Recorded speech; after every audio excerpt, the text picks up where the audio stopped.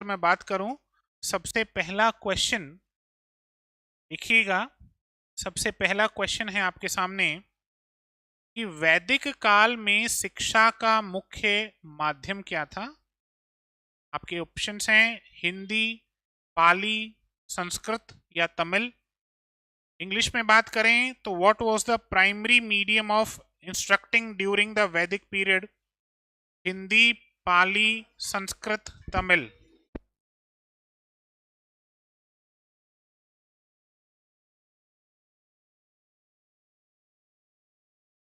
चलिए भाई, पहले क्वेश्चन का आंसर करें। पहला क्वेश्चन, ज्योति वेरी गुड मॉर्निंग। ठीक है, इनका ऑप्शन आ गया आंसर। बाकी अपना अपना आंसर टिक कर लो। क्वेश्चन दोबारा सुन लो।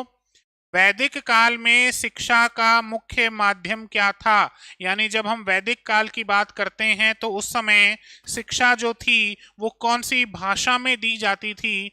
कौन सी भाषा हमारे पास थी? क्या वो हिंदी थी, क्या वो पाली थी, क्या वो संस्कृत थी, क्या वो तमिल थी?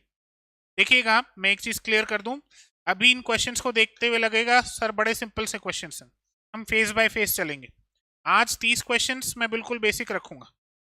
नेक्स्ट सेशन के 30 क्वेश्चंस थोड़े मीडियम रहेंगे और उससे नेक्स्ट से 30 क्वेश्चंस फिर बिल्कुल हाई लेवल के रहेंगे। थोड़ा सा हमें ये भी एग्जाम में एक चीज मेंटेन करके चलनी है। अक्सर बच्चे क्या गलती कर देते हैं, कई बार बहुत सिंपल क्वेश्चंस आ जाते हैं एग्जाम में और वहां हम ये कंफ्यूजन में रह जाते हैं कि इतना सिंपल क्वेश्चन थोड़ी देगा एग्जामिनर, जबकि बहुत बार दे देता है। तो हमें इतना ज्यादा ओवर प्रोटेक्टिव भी नहीं होना एग्जाम में। हमें इतना ज्यादा क्या कहते हैं उसको, शंकालु भी नहीं बनना कि यार ये इतना इजी क्वेश्चन कैसे दे दिया। हो सकता है ऐसे इजी क्वेश्चंस भी एक दो आपको देखने को मिल जाएं। वहां धैर्य रखिएगा, नेगेटिव सोच से बचिएगा, ओवर थिंकिंग से बचिएगा और प्रॉपरली अपना आंसर कीजिएगा। बताए भाई, पढ़ लिया सबने? अपना अपना आंसर टिक कर लिया? पेपर मिल गया सबको? हाँ जी बेटा जी, क्या आंसर करें इसका बताएं। पाली, ठीक है, एक आंसर हमारे पास आया पाली। क्या आंसर करना चाहिए इसका? संस्कृत। संस्कृत। पीछे मंडली, क्या आंसर करना चाहिए? संस्कृत। देखिए, जो सही आंसर है वो ऑप्शन सी है, संस्कृत सही आंसर रहेगा। इन्होंने पाली क्यों बोला है उसके पीछे भी एक मैकेनिज्म काम करता है, उस पे भी बात करेंगे। केवल क्वेश्चन सॉल्व करना ही अल्टीमेट सॉल्यूशन नहीं है सर। हम कहाँ कहाँ गलतियां कर सकते हैं ये समझना भी जरूरी है, क्योंकि अगर ये नहीं समझ में आए कि हमसे गलतियां कहाँ होंगी तो शायद एग्जाम के लिए तैयारी हमारी उस लेवल की नहीं हो पाएगी। उन्होंने जो गलती की है, उन्होंने बौद्ध काल और वैदिक काल को मिक्स कर दिया। जब हम बौद्ध काल को पढ़ते हैं तो वहां प्राकृत और पाली ऐसी भाषाओं के बारे में हम बात करते हैं।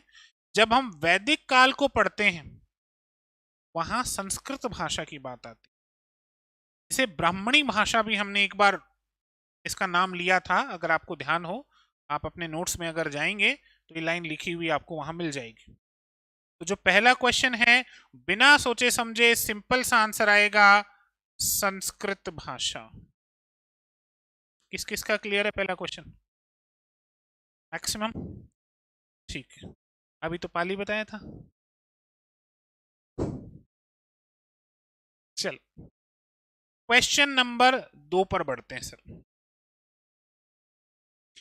क्वेश्चन नंबर 2 है हमारे पास, भारत में किस काल में गुरुकुल प्रणाली मौजूद थी। यानी which period is characterised by the gurukul system in India. Options हैं ब्रिटिश काल, वैदिक काल, इस्लामिक काल, स्वतंत्रता के बाद का काल। ब्रिटिश पीरियड, वैदिक पीरियड, आप इसको एरा भी बोल सकते हैं, आपकी इच्छा है, कोई बात नहीं, इस्लामिक एरा और पोस्ट इंडिपेंडेंस एरा। प्रश्न ये पूछना चाहता है कि भारत में कौन से एरा में ये जो गुरुकुल प्रणाली हुआ करती थी, ये ये गुरुकुल प्रणाली एग्जिस्टेंस में थी, गुरुकुल सिस्टम एग्जिस्टेंस में थे। ये आपका दूसरा क्वेश्चन है। चारों ऑप्शंस आपके सामने हैं। ज्योति का आंसर आ गया, बिल्कुल ठीक है। बाकी जितने भी बालक ऑनलाइन बैठे हैं, आलस मत करो। एक शेर या पता नहीं एक श्लोक आता था, शेर में गलत बोल गया, श्लोक आता था, आलस्य कुतो विद्या, सुने? अविद्यस्य कुतो धनम, अधनस्य कुतो सुखम, मित्रम अमित्रस्य तो सुखम। यानी अगर आलस करोगे तो विद्या नहीं आएगी, विद्या नहीं आएगी तो धन नहीं आएगा, धन नहीं आएगा तो मित्र नहीं बनेंगे, और मित्र नहीं बनेंगे तो लाइफ जीने का मजा नहीं है। आलस मत किया, ठीक है? क्या आंसर करना चाहिए सर? कर लिया सबने अपना अपना आंसर? हाँ जी, क्या आंसर करें? वैदिक पीरियड, वैदिक बी, वैदिक पीरियड। सब सहमत हैं? बिल्कुल। देखो सिंपल सा क्वेश्चन था, सिंपल सा आंसर है वैदिक काल, यानी वैदिक पीरियड जो है वो इस क्वेश्चन के लिए सही आंसर रहेगा। वैदिक काल में सर गुरुकुल की व्यवस्था हुआ करती थी। क्या होते थे गुरुकुल? क्या परंपरा थी गुरुकुल की? इन गुरुकुलों में क्या हुआ करता था, कौन बताएगा? गुरुकुल।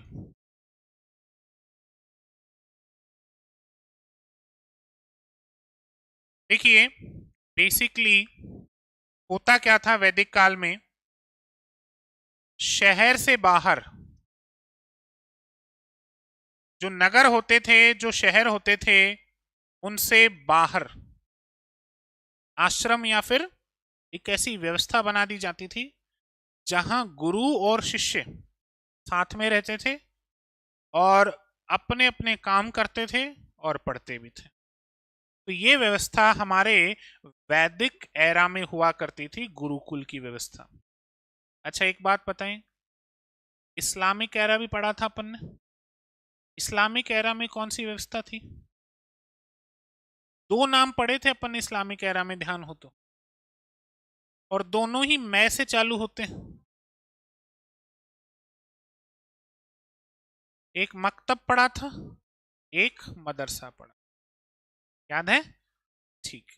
अच्छा तीसरा क्वेश्चन जो है वो मैं भी नहीं पूछूंगा क्योंकि आगे क्वेश्चन के रूप में आएगा, तब उस पर डिस्कस करेंगे। दूसरा क्वेश्चन मेरे हिसाब से सबका ठीक होना चाहिए। तीसरे क्वेश्चन पे बात करते हैं। क्वेश्चन नंबर थर्ड, नालंदा विश्वविद्यालय किस काल में प्रमुख था? Nalanda university was one of the most significant institution during which period? And your options are Vedic period, Buddhist period, Islamic period और ब्रिटिश पीरियड। अपना अपना आंसर टिक कर लो, फिर डिस्कस करेंगे। देखो हो सकता है ये 30 के 30 क्वेश्चंस आपको बहुत इजी, बहुत सिंपल लगे, मैं आज फॉर्मेट ही सिंपल का लाया हूं, लेकिन इन सिंपल क्वेश्चंस को देखकर कंफर्ट जोन में मत चले जाना कि कल जब मीडियम लेवल का फॉर्मेट आएगा, फिर परसों जब और टफेस्ट लेवल का फॉर्मेट आएगा, तब तुम्हें एकदम से लगेगा सर ये क्या हो गया। ये 30 क्वेश्चंस वो हैं जो आ गए एग्जाम में तो तुम्हारे बोनस नंबर पक्के, उसमें तुम्हें सोचने की आवश्यकता नहीं है। और इन 30 क्वेश्चंस में भी अगर गलत करके आए, आत्मचिंतन की आवश्यकता है। हाँ जी सर, क्या आंसर करें तीसरे क्वेश्चन का? वैदिक, ब्रिटिश, बुद्धिस्ट, क्या आंसर करना चाहिए? नालंदा विश्वविद्यालय किस काल में प्रख्यात था? ए वैदिक काल में। हाँ जी, क्या आंसर होना चाहिए इसका? नो आंसर, बौद्ध, पीछे, सब एक स्वर में, लास्ट में, नो आइडिया। सही आंसर है इसका बौद्ध। बौद्धिस्ट काल में ही तो नालंदा, तक्षशिला, विक्रमशिला ऐसी यूनिवर्सिटीज फेमस हुई थी। याद आ रहा है कुछ? अपन ने नालंदा भी पढ़ा था पूरा, नालंदा को कैसे बर्बाद कर दिया गया था वो भी पढ़ा था, डिस्ट्रक्शन भी पढ़ा था, नालंदा की व्यवस्था क्या थी वो भी पढ़ी थी, नालंदा में एडमिशन कैसे होता है वो भी पढ़ा था, तक्षशिला कहाँ स्थित है वो भी पढ़ा था। सारी चीजें अपन ने डिटेल में पढ़ी थी। और ये मैंने कहा था कि बौद्ध कालीन शिक्षा का प्रमुख केंद्र हुआ करता था नालंदा विश्वविद्यालय। ठीक है, तो ये जो तीसरा क्वेश्चन है इसका सटीक आंसर होगा बुद्धिस्ट एरा। ब्रिटिश एरा भी बोला किसी ने, ब्रिटिश एरा माने out of the box answer. ठीक है, चलो मैं ये एक्सेप्ट करता हूं कि आंसर गलत देना है, लेकिन इतना गलत क्या दिमाग में आई रहा होगा जब ब्रिटिश एरा आपने बोला। ठीक है चलिए कोई बात नहीं। 3 क्वेश्चंस क्लियर है sir. Let's move to the fourth question. चौथे क्वेश्चन पे बात करते हैं। देखिएगा चौथा क्वेश्चन है आपका, ये थोड़ा सा मुझे ठीक क्वेश्चन लगा, बाकी इसका भी आंसर आप लोगों को बड़ा आसानी से आ सकता है। वैदिक काल में शिक्षा का मुख्य उद्देश्य क्या था? हालांकि यही उद्देश्य, लगभग यही उद्देश्य बौद्ध काल में भी रहा था। औद्योगिक विकास करना, बौद्धिक डिबेट बहस करना, आत्म साक्षात्कार यानी मोक्ष की प्राप्ति, और तकनीकी प्रशिक्षण। इतना जरूर ध्यान रखना, जब हमने वैदिक एरा पढ़ा था तो हमने पढ़ा था श्रवण और मनन, और डिबेट हुआ करती थी लोगों के बीच में, शास्त्रों पे तर्क वितर्क हुआ करते थे। याद आ रहा है कुछ? चलो तो ये क्वेश्चन है आपके सामने, आंसर नहीं देना बाबूजी, एक बार क्वेश्चन देख लो कि सर वैदिक काल में शिक्षा का प्रमुख उद्देश्य क्या रहा था। हे विदुषियों, ये चर्चा बाद में कर लेना, अपना अपना अपना अपना आंसर टिक कर लो। ऑप्शन ए औद्योगिक विकास, ऑप्शन बी बौद्धिक बहस यानी चर्चा, बहस मतलब वो मार पिटाई वाली बहस नहीं, चर्चा, ऑप्शन सी आत्म साक्षात्कार यानी मोक्ष, और ऑप्शन डी तकनीकी प्रशिक्षण। बताएं भाई क्या आंसर टिक करूं इसमें? कर लिया? पहले तो सब अपना अपना आंसर टिक कर लो, जितने बालक ऑनलाइन बैठे हैं वो भी टिक कर लो।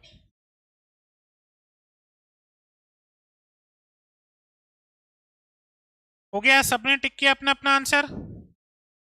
अब एक पीछे से स्वर आया था एक कि सर आपने कंफ्यूज कर दिया।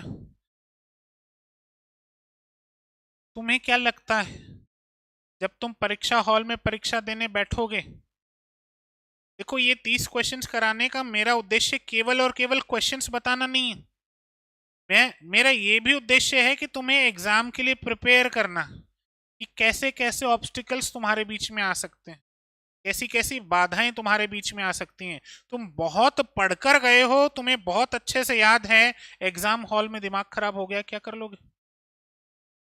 वहां बैठे बैठे गाना गा रहे हो, तुझे याद ना मेरी आई किसी से अब, क्या कर लोगे उस टाइम? तो दिमाग को फोकस रखना भी बहुत जरूरी है। ये चीजें भी जितनी इंपॉर्टेंट पढ़ाई है, उसके साथ एग्जाम देने के लिए तैयार होना भी एक इंपॉर्टेंट काम है। यहीं से शुरू करते हैं। क्या आंसर किया आपने इसका? बी। ठीक है, बी, सी मोक्ष, सी, सी, बी, बी। अगर मैं बहस की बात नहीं छेड़ता ना, तुम 90% मोक्ष आंसर करते। वही तो कह रहा हूं। अरे याद करो, पन्ने पलटो थोड़े से, हमने क्या कहा था? मोक्ष प्राप्ति सबसे बड़ा उद्देश्य था। कैसे भूल गए तुम लोग? बस मैंने हल्का सा इस पे बल दे दिया, आंसर चेंज हो गया। ये चीज एग्जामिनेशन हॉल में भी हो सकती है, अपने आप को कंट्रोल रखना। भिन्न भिन्न प्रकार के आवेग आ सकते हैं तुम्हारे दिमाग में। यार एग्जामिनर इतना मूर्ख थोड़ी, ऐसा क्वेश्चन थोड़ी देगा, जरूर कुछ तो बात है सर इस क्वेश्चन में, कुछ तो कॉम्प्लिकेशंस हैं। छोड़ो, मैं मोक्ष नहीं करता आंसर, मैं तो बौद्धिक बहस को करूंगा आंसर। भाई डिबेट ही तो करते थे। क्लियर है पॉइंट? जबकि उद्देश्य क्या है? प्रश्न पढ़ो ढंग से, प्रश्न में उद्देश्य बोला गया, माध्यम नहीं पूछा गया, तरीका नहीं पूछा क्वेश्चन ने। क्वेश्चन ने पूछा ऑब्जेक्टिव, उद्देश्य क्या है। तो आपका आंसर रहेगा आत्म साक्षात्कार यानी मोक्ष की प्राप्ति। अरे अगर इतना भी नहीं पढ़ा था ना अपन ने, मान लो मैं एक बार मान के चलता हूं अपन ने नहीं पढ़ा होगा, तो वैदिक काल ये तो सुनते तो आए हो ना बचपन से। और क्या सुनते आए हो साहब, मोक्ष की प्राप्ति करनी, इस जन्म मरण के चक्र से मुक्ति चाहिए, वही तो मोक्ष है। क्लियर है? ठीक। क्वेश्चन नंबर 5वां, 5वें पे बात करते हैं। ये थोड़ा सा टेक्निकल क्वेश्चन हो गया सर, अभी तक तो बड़े होले होले आनंद आ रहा था।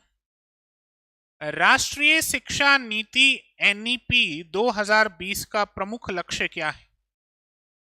यानी जो आपकी राष्ट्रीय शिक्षा नीति है एनईपी 2020, इसका प्रमुख लक्ष्य क्या है?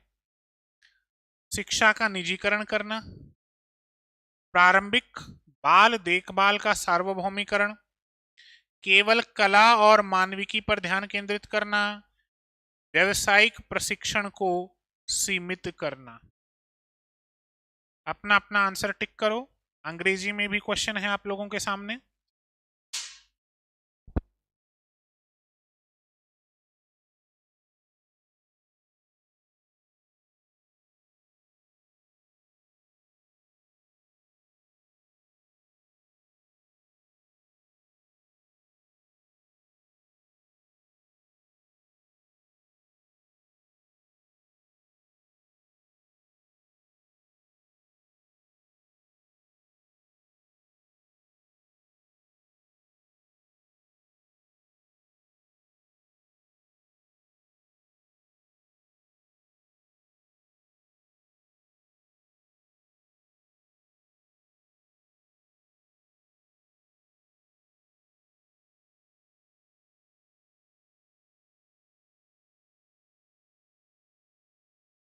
किया सबने? ठीक है भाई। हाँ जी, क्या आंसर करें इसका? A B C D. वो आंसर अटक गए इस बार थोड़ा सा। ए करना चाह रहे हो, privatisation of education, sir. A privatisation, ठीक है। हाँ इस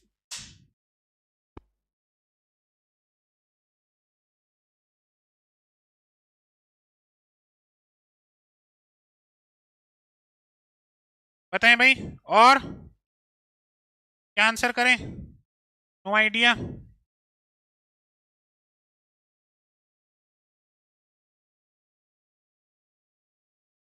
क्या आंसर? ए और बी लास्ट? कोई बात नहीं, एक ये लग रहा है ए। ए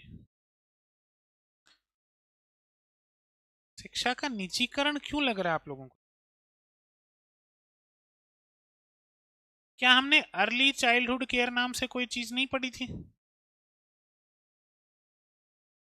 मुझे इतना भी ध्यान है, उस दिन जब स्लाइड चल रही थी अपनी, तो ये अर्ली चाइल्डहुड केयर यहाँ लिखा हुआ था।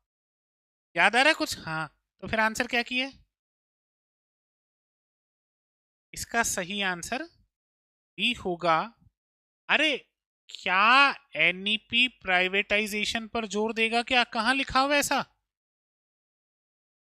एनईपी 2020 कहीं पढ़ा था अपन ने कि प्राइवेटाइजेशन पे जोर दे रहा है? कुछ याद आ रहा है ऐसा? तुम इसको एलपीजी में ले गए, लिबरलाइजेशन, प्राइवेटाइजेशन और ग्लोबलाइजेशन में। 1990 के सुधारों में ले गए इसको। क्या एनईपी जो हमने पढ़ा था याद है? चलो अगर याद है तो एक क्वेश्चन का आंसर और दे दो। सबसे पहले एनईपी कब आया? पहला एनईपी, मुझे साल चाहिए और उस समय के प्रधानमंत्री का नाम भी चाहिए। पहला आया सर 1968 में। पीएम कौन थे? इंदिरा गांधी जी हमारे पीएम। अच्छा, दूसरा कब आया? 1986। पीएम कौन थे? राजीव गांधी जी हमारे पीएम थे। अच्छा, तीसरा कब आया?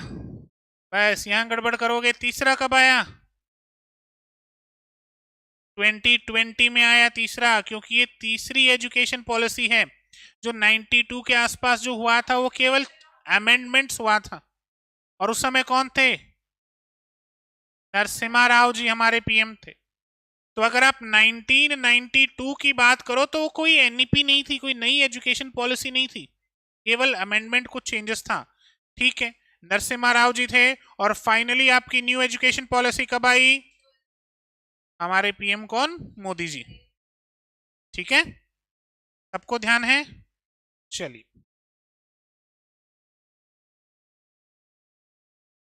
तो ये जो पांचवा क्वेश्चन है इसका आंसर रहेगा अर्ली चाइल्डहुड केयर। इसका मैंने एक एब्रीविएशन भी लिखवाया था आप लोगों को। अब तो सब याद आ रहा है धीरे धीरे सर। ठीक है,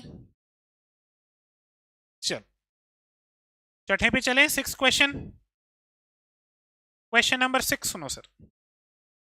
एनईपी, बहुत सिंपल क्वेश्चन, इससे सिंपल क्वेश्चन नहीं हो सकता। एनईपी 2020 का लक्ष्य 2035 तक सकल नामांकन अनुपात जीईआर को कितना प्राप्त करना है? ग्रॉस एनरोलमेंट रेशियो बाय 2035 पढ़ा था अपन ने बहुत अच्छे से। आपके पास चार ऑप्शन है, 50%, 60%, 40% और 30%। वन बाय वन अपना अपना आंसर देना शुरू कर दो सर। यहां से स्टार्ट करते हैं जी।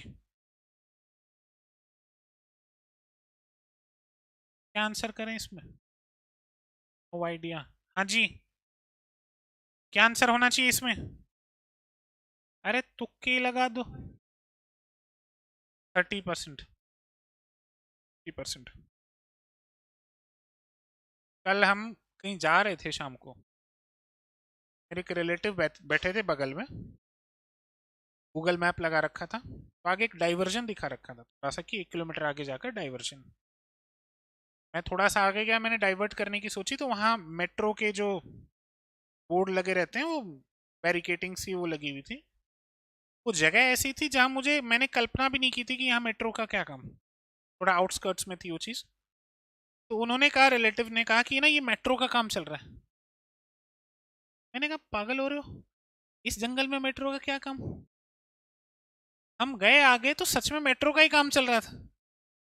तो वो कहते हैं कि देखा मेरा तुक्का कितना, कभी कभी तुक्का काम करता है, निराश मत हो। क्या आंसर किया? मैक्सिमम 50% पे कितने लोग यस कर रहे हैं? यानी ऑप्शन ए पे, option B, option C, option D, option A जो है वो सही आंसर है। 50% करना, पढ़ना आज जाकर। ये जो पुराने पन्नों को तुमने पुरानी डायरी की तरह बुला दिया है ना,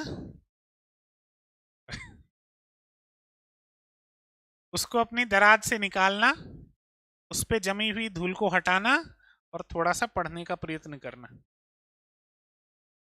हो गया क्वेश्चन? क्वेश्चन नंबर 7वां। एनईपी 2020 के अनुसार यूजीसी और एआईसीटीई को किस नए निकाय से बदला जाएगा? बदला नहीं है अभी, कह रहे हैं बदला जाएगा। What new body will replace UGC and AICTE as per NEP 2020?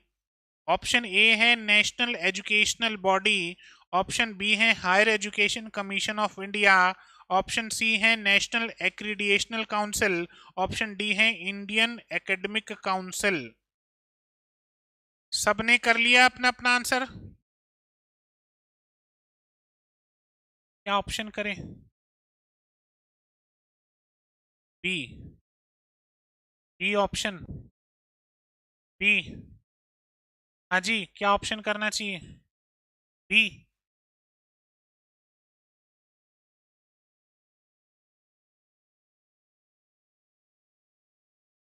Answer तो बी ही है। नेशनल एजुकेशन बॉडी जैसी कोई बात हमने नहीं सुनी थी। ये नेशनल एक्रीडिएशन काउंसिल है, ये वैसे आंसर नहीं हो सकता। और इंडियन एकेडमिक काउंसिल जैसा हमने वहां पर कोई चीज पढ़ी भी नहीं थी। तो जो ऑप्शन बी है वो बिल्कुल सटीक आंसर होगा। भारत का उच्च शिक्षा आयोग, खाली बात की गई है, अभी तक हुआ नहीं। 7 क्वेश्चंस हो गए। 7 में से 7 किसके सही हैं? 7 में से 6, 5, 4, 3, 2। चलिए क्वेश्चन नंबर 8वें पे बात करते हैं। ये भी बहुत सिंपल क्वेश्चन है। क्वेश्चन कहता है राष्ट्रीय शिक्षा नीति 2020 किस प्रकार की शिक्षा का प्रचार कर रही है? राष्ट्रीय शिक्षा नीति जो एनईपी 2020 वो किस टाइप की एजुकेशन की बात करती है सर? क्या वो इंग्लिश ओनली की बात करती है? क्या वो संस्कृत की बात करती है? क्या वो मल्टीलिंगुअल एजुकेशन की बात करती है? क्या वो फ्रेंच एंड जर्मन की बात करती है? सिंपल क्वेश्चन है, बहुत सिंपल क्वेश्चन है। मैं ईमानदारी से कह रहा हूं, जिसका नहीं भी पढ़ा हुआ वो भी इसका आंसर कर सकता है। कर लिया सबने अपना अपना आंसर टिक? हाँ जी बेटा जी, क्या करें? बहुभाषी शिक्षा, मल्टीलिंगुअल। सी। सी के पक्ष में कितने हैं? ए के पक्ष में बी। ये तो वैसे भी नहीं हो सकता। तो बेचारा ऐसे हो, कहते ना कि किसी की शादी में बिना बुलाए मेहमान आ गया, ये तो वो ऑप्शन है। जो सही आंसर है वो सी ही है, बहुभाषी शिक्षा, मल्टीलिंगुअल एजुकेशन की बात कही गई है एनईपी 2020 में। ठीक बात। चलिए अगला क्वेश्चन देखते हैं। द नेक्स्ट क्वेश्चन इज विश्वविद्यालय अनुदान आयोग की स्थापना कब हुई थी? When was the University Grants Commission established? 1945, 1945, 1953, 1953, 1956, 1956, 1987, 1987। सब लोग अपना अपना आंसर टिक कर लो। ऑप्शन ए के पक्ष में कितने लोग? Option A, option B, option C, option D. कब हुई थी स्थापना? 56 में? पक्की बात? निकालो अपना कुछ नोट वोट है तो, अपना दूरभाष यंत्र निकाल लो।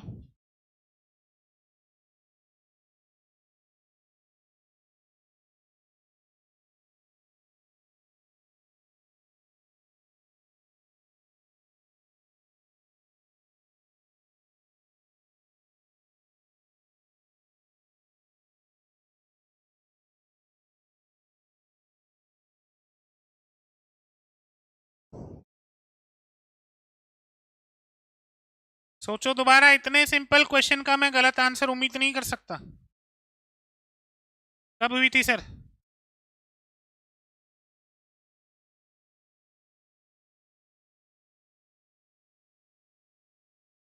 बाद में कोई एक्ट आया था अलग से? एक्ट आया था बाद में कुछ? कब आया था एक्ट? 56 में एक्ट आया था, 53 में इसकी स्थापना हो गई थी। 53 में एग्जिस्टेंस में आ गया था, 56 में 6 में। तो यहाँ स्टैट्यूटरी जैसा तो कुछ पूछा नहीं है क्वेश्चन ने। क्या क्वेश्चन में कहीं दिखाई दे रहा है क्या स्टैट्यूटरी? एस्टेब्लिश कब हुआ था ये तो पूछे, क्या आंसर करूं? बताओ, कितने सिंपल क्वेश्चन को गलत करने जा रहे थे। फिर घर आके बड़े चौड़े होके बोलोगे सब क्वेश्चन सारे सही करके हैं। सिलेक्शन का ही नहीं हुआ, इस वजह से नहीं हुआ। मुझे बहुत ठीक से याद है, मैंने बार बार इस पे प्रेशर डाला था, अरे बनी तब थी स्टैट्यूटरी तब हुई थी, बनी तब थी स्टैट्यूटरी तब हुई थी, थोड़ा सा ध्यान रखो भाई चीजों को। क्वेश्चन नंबर 13 सॉरी 10, यूजीसी का एक प्रमुख कार्य क्या है? ये तो बड़ा सिंपल क्वेश्चन है। What is one of the key function of UGC? विदेशी मुद्रा नीतियों की देखरेख करना, तकनीकी कॉलेज को मान्यता देना, उच्च शिक्षा मानकों का समन्वय और रखरखाव करना, चिकित्सा पेशेवरों को लाइसेंस देना। इससे सिंपल क्वेश्चन नहीं हो सकता। कितने लोग ऐसे हैं जो ए के फेवर में? ऑप्शन ए, कोई सेंस बनता है ऑप्शन ए का? सेंसलेस ऑप्शन है सर, फिर भी है। क्या सीखे इससे? सीखो इससे एक चीज, जीवन में बेशर्मी भी बहुत जरूरी है। यहाँ इसका कोई सेंस नहीं है, फिर भी ये है। प्रैक्टिकल लाइफ में ध्यान रखना।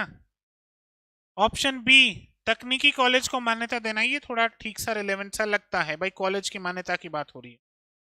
Option C, coordination and maintenance of higher education standards, बिल्कुल ऑप्शन सी जो है वो सही आंसर रहेगा। क्वेश्चन नंबर 10 का सही आंसर ऑप्शन सी है।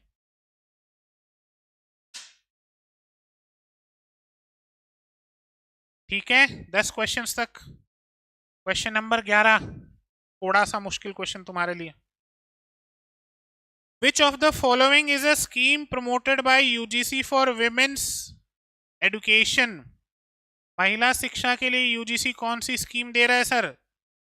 सिंगल गर्ल चाइल्ड के लिए स्वामी विवेकानंद छात्रवृत्ति यानी एकल पुत्री के लिए, प्रधानमंत्री ग्राम सड़क योजना, ये वही बेशरम ऑप्शन है जो बिना बात में आया है बीच में, कन्या विद्याधन और राष्ट्रीय प्रतिभा खोज, national talent search.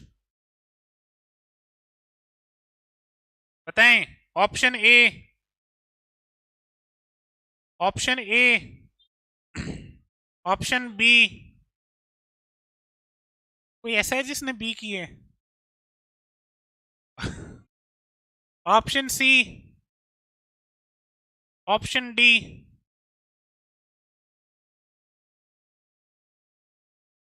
Which of the following is a scheme promoted by UGC for women education? ठीक है, तुम्हारा यहां तक सोच जा रही है, ठीक बात है, लेकिन ऑप्शन ए जो है वो सही आंसर रहेगा। चलो होमवर्क नोट करो एक, कन्या विद्याधन क्या है सर? कर लाना। कन्या विद्याधन के विषय में शाम को 6 बजे से पहले पहले अपने टेलीग्राम चैनल पर आप अपना आंसर डाल देना, 6:30 बजे मैं आंसर डाल दूंगा, लेकिन तब तक ढूंढने की जहमत करना थोड़ी सी। चलो सर क्वेश्चन नंबर 12 पे चलते हैं। Answer A, answer single girl child मतलब अगर आपकी केवल एक पुत्री है तो उस पर भी सरकार आपको कुछ रिवॉर्ड कुछ ऐसा देगी। इसका लिंक कहीं ना कहीं हमने शिक्षा से कर रखा है। क्वेश्चन नंबर 12 पे बात करते हैं। यूजीसी किस प्रकार के संस्थानों को मुख्य रूप से वित्तीय सहायता प्रदान करता है? भाई यूजीसी नाम से पता चल रहा है, यूनिवर्सिटीज ग्रांट्स कमीशन। तो इनमें से कौन सी वो इंस्टीट्यूशंस हैं जिनको ये कमीशन ग्रांट्स देता है? क्या प्राइवेट कंपनीज को देता है? कोई लेना देना ही नहीं है। क्या रिकॉग्नाइज्ड यूनिवर्सिटीज एंड कॉलेजेस को देता है? हाँ हो सकता है, आगे चेक करते हैं। क्या फॉरेन यूनिवर्सिटीज को देता है? क्यों भाई, तुम कौन, काहे दे? कौन सी मूवी थी हम आपके हैं कौन? कौन है सर फॉरेन यूनिवर्सिटीज को? तुम दे दो हमको, वो समझ में आता है।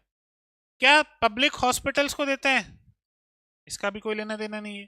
तो बड़ा सिंपल सा इस क्वेश्चन का आंसर होगा रिकॉग्नाइज्ड, मान्यता प्राप्त विश्वविद्यालय और कॉलेज। इस क्वेश्चन में किसी को डाउट नहीं होना चाहिए।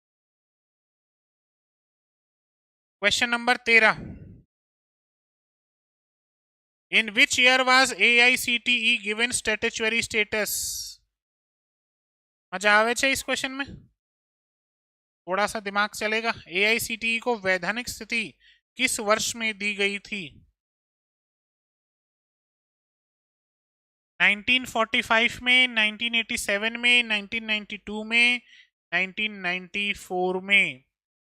AICTE स्टैट्यूटरी वर्ड है, क्वेश्चन में ध्यान रखना। In which year was AICTE given statutory status? किस साल में मिला था? ऑप्शन ए के पक्ष में कितने लोग हैं? ऑप्शन बी के पक्ष में कितने लोग हैं, यानी जो 1987 बोलना चाहते हैं? Option C, option D, B. इतना कॉन्फिडेंस कैसे आपको इस बार? ठीक है, और पहली बार लगाया हुआ इनका तुक्का बिल्कुल सार्थक हुआ है। 1987 बिल्कुल करेक्ट आंसर है इस क्वेश्चन का।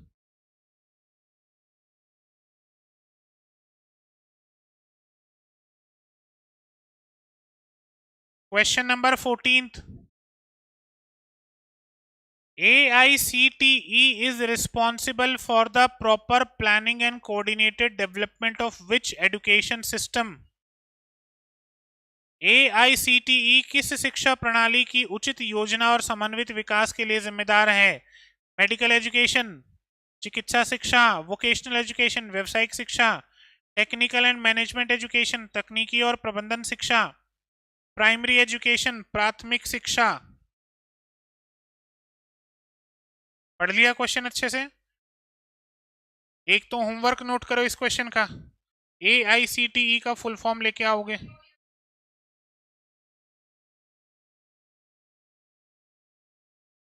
ठीक, क्या ये बात खुश होने की या दुखी होने की है मेरी, कि भाई बच्चों को बहुत अच्छे से याद है, लेकिन मूर्खों होमवर्क दिया था तुम्हें।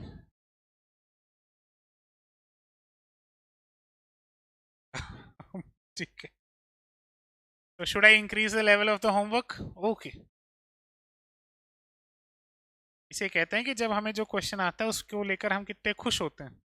अच्छी बात है। खैर, तो आंसर भी आता ही होगा इसका, कुछ पूछने की आवश्यकता है? कौन सा ऑप्शन? सी ऑप्शन बिल्कुल सही आंसर होगा।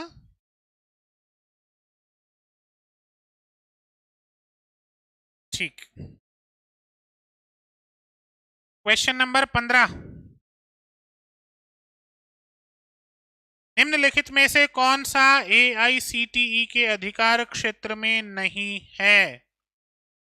Which of the following is not under the purview of AICTE? Engineering, pharmacy, town planning, medical science यानी चिकित्सा विज्ञान। 4 ऑप्शन है, फटाफट से अपना आंसर टिक कर लो सर।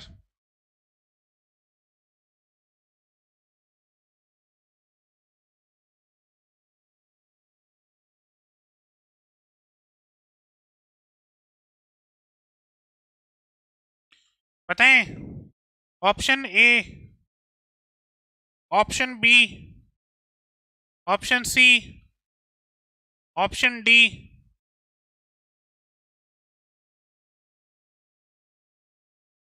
अरे टाउन प्लानिंग पढ़ाया था मैंने इसमें।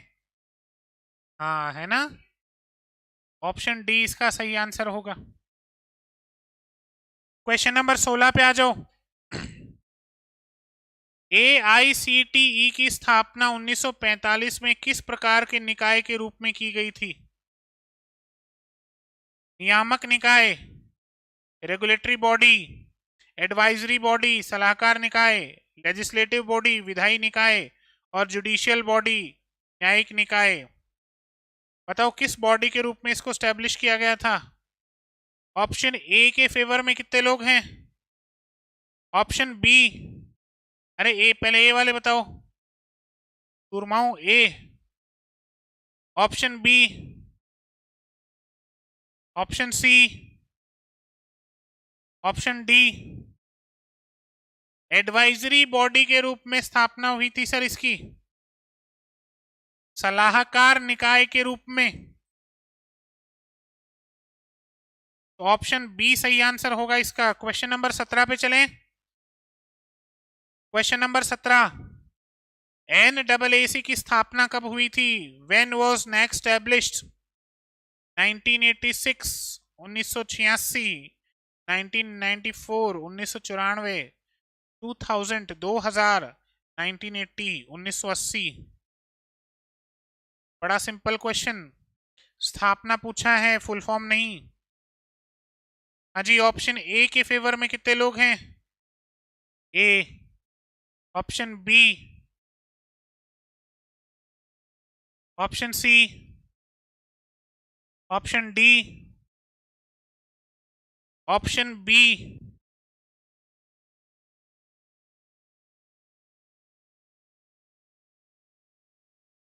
1994। क्या हुआ भाई होशियारों?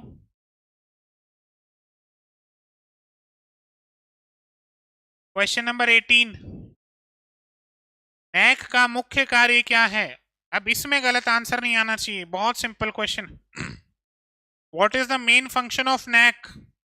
Approving medical courses, accrediting higher education institutions, awarding scholarship to technical students, supervising primary education। NAAC का फुल फॉर्म, फुल फॉर्म तो पता ही होना चाहिए। NAAC का कार्य, मुख्य कार्य, चार ऑप्शन है आपके सामने। ऑप्शन ए से शुरुआत करते हैं। Who is in the favour of option A? Raise your hands. Option B, B. Option C, option D. Question गड़बड़ हो गया थोड़ा सा। अच्छा, ऑप्शन बी के फेवर में कितने हैं? Option B is the correct answer, accrediting higher education institution.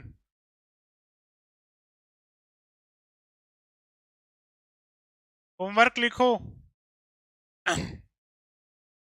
NAAC का फुल फॉर्म बताना नहीं है, कसम लगती है तुम्हें।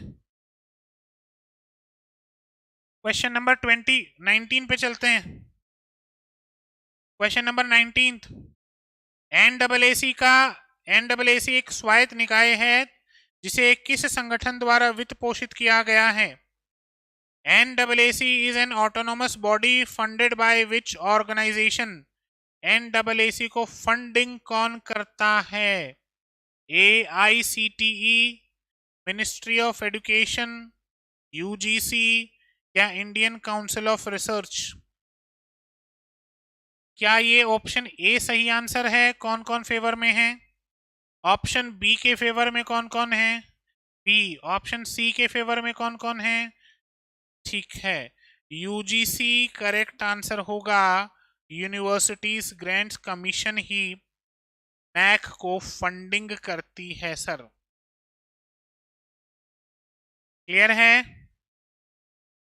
Question number 20, which of the following is a part of NAACS accreditation process? NAAC की मान्यता प्रक्रिया का एक हिस्सा क्या है? पाठ्यक्रम डिजाइन करना, शिक्षक मूल्यांकन करना, टीचर्स इवेल्युएशन, विश्वविद्यालय रैंकिंग, यूनिवर्सिटीज रैंकिंग, संस्थानों का मूल्यांकन और grading, assessment and grading of institutions. Who is in the favor of option A? Nobody. Option B, option C, option D. ठीक है, डी ऑप्शन। क्वेश्चन नंबर 20 का जो सही आंसर होगा that is option D. Question number 21, GER measures which of the following? कौन सा पढ़ दिया मैंने? सही। डिस्टर्ब काहे कर रहे हो? सुनो, GER किसका माप करता है? नंबर ऑफ टीचर्स पर स्टूडेंट, क्या इसका? proportion of enrolled students to the eligible population, employment rate of graduates, number of institutions in a region. confused? Option A के फेवर में कितने? GER ratio, option A, option B, option C, option D. Option B सही answer है sir. थोड़ी देर पहले इसका question भी किया था कि 2035 तक कितने परसेंट डिसाइड किया गया है। ऑप्शन बी इसका सही आंसर है, proportion of enrolled students of the eligible population. Question number 22. 2020 तक उच्च शिक्षा में भारत का GER कितना था? 25.2, 50, 27.1 या 30? Option A, option B, option C, D.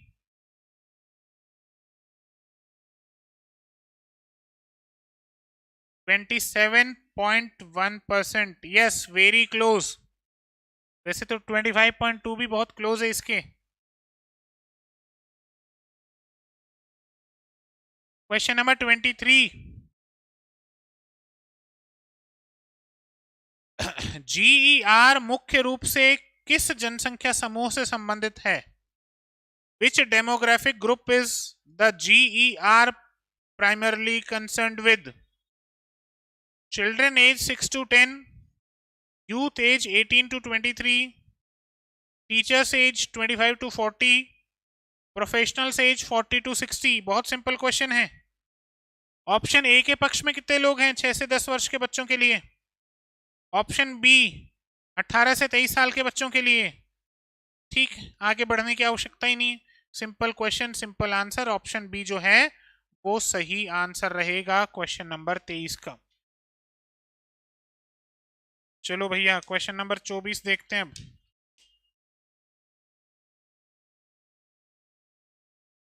कौन सा डिजिटल प्लेटफॉर्म भारतीय छात्रों को ऑनलाइन पाठ्यक्रम प्रदान करने के लिए डिजाइन किया गया है?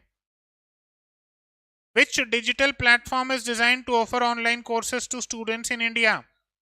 प्रगति, स्वयं, NPTEL, MOOCs। सिंपल क्वेश्चन है, याद होना चाहिए। ऑप्शन ए के पक्ष में कितने लोग हैं? ऑप्शन बी स्वयं, किसी ने बोला भी था, मुझे भी कुछ आवाज आई, आंसर दिया Swayam. Option C, option D, option B बिल्कुल सही आंसर होगा, स्वयं।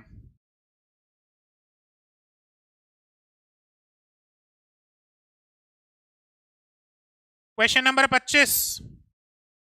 स्वयं aims to bridge which type of divide in the education? Divide यानी गैप मान लो, खाई मान लो, दूरी मान लो। किस प्रकार की खाई को पाटने का काम करता है? आर्थिक खाई को, भाषा खाई को, डिजिटल खाई को, सांस्कृतिक खाई को? सिंपल क्वेश्चन है। डिजिटल, सब सहमत हैं? ऑप्शन सी जो है वो बिल्कुल सही आंसर होगा, डिजिटल डिवाइड को कम करता है सर। Question number 26। भारतीय उच्च शिक्षा संस्थानों द्वारा सामना की जाने वाली मुख्य चुनौतियों में से एक है। बिल्कुल लॉजिकल क्वेश्चन है, नहीं भी पढ़ा होगा तो आप अपने हिसाब से आंसर कर सकते हैं। One of the main challenges faced by Indian higher education institute is. 26 छोड़ दिया क्या? अच्छा 26 सुनो भाई। स्वयं पाठ्यक्रमों के समन्वय के लिए कौन जिम्मेदार है? यूजीसी, वित्त मंत्रालय, शिक्षा मंत्रालय या Niti Aayog? Who is responsible for the coordination of Swayam courses? It's UGC, ministry of finance, ministry of education या फिर नीति आयोग? ऑप्शन ए के फेवर में कितने हैं? Option B, option C. अरे ऐसा कैसा हाथ उठाते हो तुम लोग भाई? कॉन्फिडेंस जब भैया से लड़ती हो तो कॉन्फिडेंस होता है ना, नोच खाऊं इस आदमी को, होता है कि नहीं होता?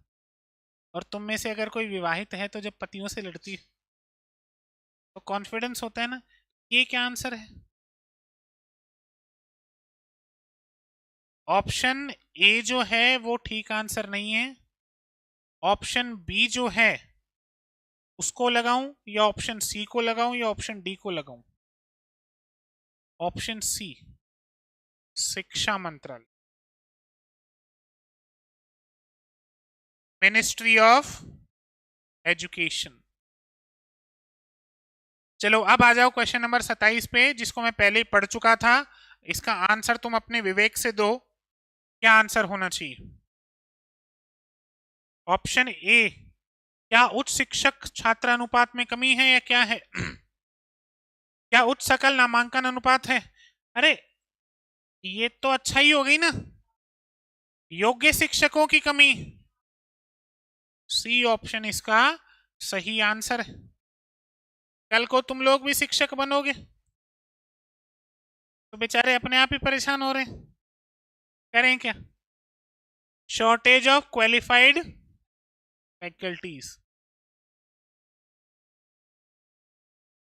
क्वेश्चन नंबर 28, ब्रेन ड्रेन शब्द उच्च शिक्षा में किससे संदर्भित करता है?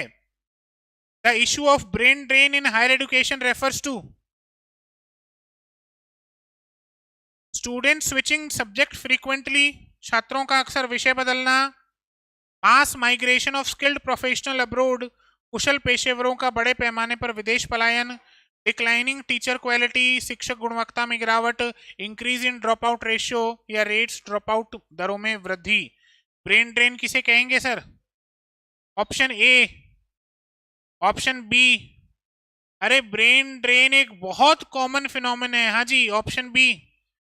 ये तो बहुत, अगर हायर एजुकेशन नहीं भी पढ़ी तो सिंपल सा कंसेप्ट है। ब्रेन ड्रेन का मतलब कुशल पेशेवरों का बड़े पैमाने पर विदेश में पलायन करना। क्वेश्चन नंबर 29, भारत में उच्च शिक्षा के बुनियादी ढांचे को बेहतर बनाने के लिए निम्नलिखित में से कौन सा प्रस्तावित समाधान है? Which of the following is a suggested solution to improve higher education infrastructure in India? Reducing students intake, increasing digital learning initiatives, merging private and public institutions, abolishing UGC. बहुत सिंपल क्वेश्चन है। Option A कौन favour में है? Option B maximum जनता, option C, option D? Option B जो है वो सही आंसर है, increasing digital learning initiatives. Digital शिक्षा पहलों में वृद्धि करना। और आज का लास्ट और फाइनल क्वेश्चन है, बौद्ध काल में शिक्षा प्रणाली का मुख्य रूप क्या था? बहुत सिंपल क्वेश्चन है। What type of education system prevailed during the Buddhist period? Gurukul था क्या? वैदिक काल में था सर। मठ आधारित प्रणाली, मोनेस्ट्रीज हुआ करती थी।